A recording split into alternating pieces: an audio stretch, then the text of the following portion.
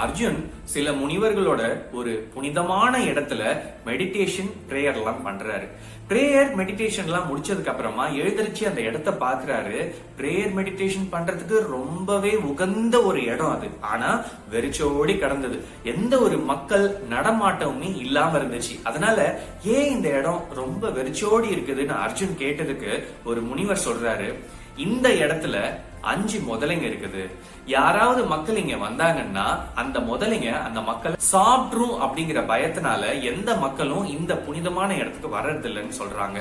உடனே அர்ஜுனுக்கு சேலஞ்சஸ் அப்படின்னாலே அல்வா சாப்பிடுற மாதிரி வேணும்னே பக்கத்துல இருக்கிற ஆத்துல குளிக்க ஆரம்பிக்கிறாரு.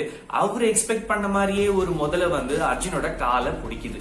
இவரு நினைச்சிருந்தா அந்த ஆத்துலயே அந்த முதலைய சாவடிச்சிருக்கலாம். ஆனா இவர் என்ன பண்றாரு, அந்த முதலைய ஆத்துல இருந்து தரன்னு இழுத்துட்டு கரைக்கு போறாரு. கரைக்கு போன உடனே அந்த முதல்ல ஒரு அழகான ஒரு பெண் உருவம் எடுத்து, தேங்க்யூ அர்ஜுன், நீங்க என்ன சாபத்துல இருந்து காப்பாத்திட்டீங்க அப்படின்னு சொல்லிட்டு எப்படி அழகான பெண் முதலையா மாறினாங்க அப்படிங்கிற கதையை சொல்றாங்க.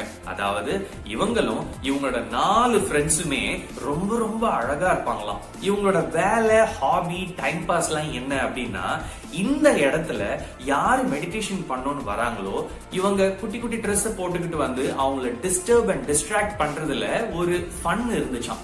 அத மாதிரியே பண்ணிக்கிட்டு இருந்தாங்களா. ஒரு நாள் ஒரு முனிவர் வந்து மெடிடேஷன் பண்றாரு.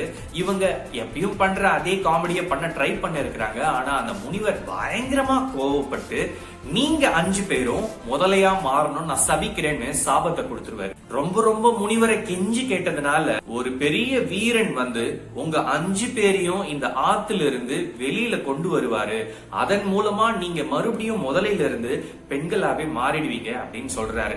இத சொல்லிட்டு, என்ன நீங்க சாபத்துல இருந்து விடுவிச்சிட்டீங்க, என்னோட மீதி 4 நண்பர்கள் இந்த ஆத்துல முதலைங்களா இருக்கிறாங்க, தயவு செய்து அவங்களுக்கும் முக்திய கொடுங்க, அவங்களையும் முதலையில இருந்து பெண்களா மாத்தி விடுங்க அப்படின்னு சொல்றாங்க. அதனால அர்ஜுன் அந்த உதவியை செஞ்சு மீதி இருக்கிற 4 முதலைங்களையும் பெண்களா மாத்திடுறாரு. அந்த 5 பெண்களும் அர்ஜுனுக்கு நன்றியை சொல்லிட்டு கிளம்பிடுறாங்க.